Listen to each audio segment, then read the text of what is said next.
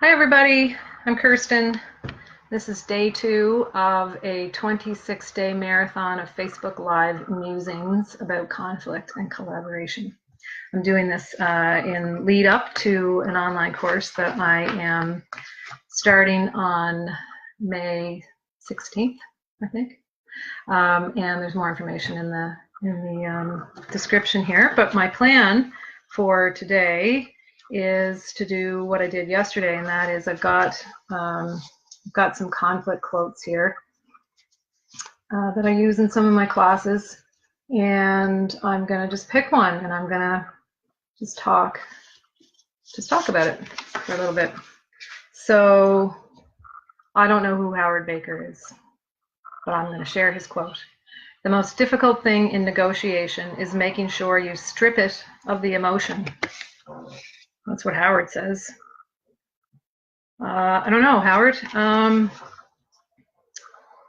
I think that it's very difficult to bring emotion out of a lot of negotiations that I mediate or facilitate.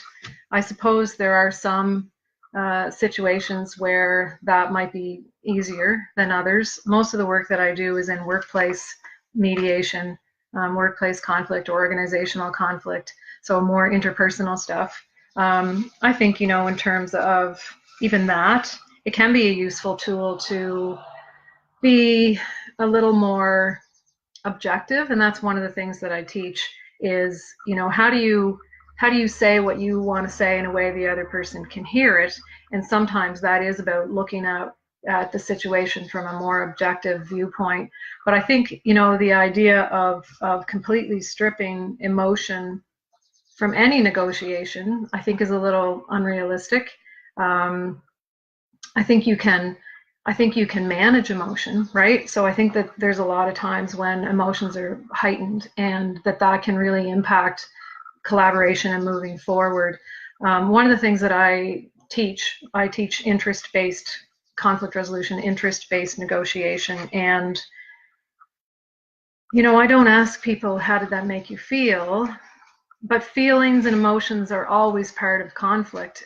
Even when you're talking about some kind of workplace negotiation that maybe isn't really an interpersonal conflict, but more, say, negotiating for, union and management. Some people might say, well, that would be a place where maybe it's easier to take emotion out of it and really just focus on the situation and the facts. But I know that that's not the case. I've heard many people talk about labor negotiations and the heightened emotions that can happen there because, people are negotiating for things that are really important to them. They're negotiating for things that maybe are going to impact sustainability of the company, maybe going to impact quality of life or quality of work for employees. So I think there is emotion there. And what I would do instead of trying to strip the emotion out of a negotiation, what I help people with, and what I teach people to do is to look at that emotion and to identify, how does that help me figure out what are the unmet needs here? One of the things that is really important to remember in any kind of negotiation or any kind of conflict resolution or any collaboration really is that every single action that a person takes, every single thing that we say, every single thing that we do is about us trying to get our needs met in the best way we know how. And we often, I think, don't really know what those needs are. I think sometimes we have a sense of what's just under the surface, but I think most of us don't know and don't know how to figure out what are those sort of deeper motivations, those deeper needs that aren't getting met when we are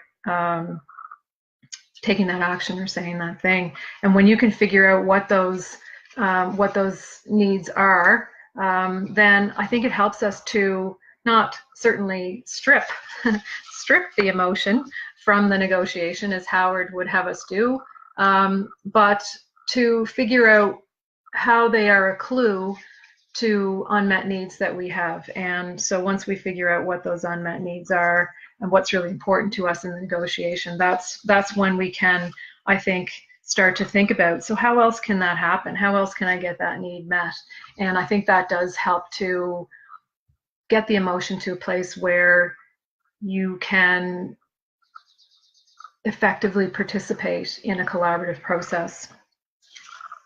So Howard Baker, whomever you may be, I should look that up. I should figure out who Howard is. He might be someone really famous, and you're all saying like, "What? You don't know Howard?" Anyway, I'm going to look up Howard, see what he's all about. But Howard, I think that stripping emotion from a negotiation can be very difficult.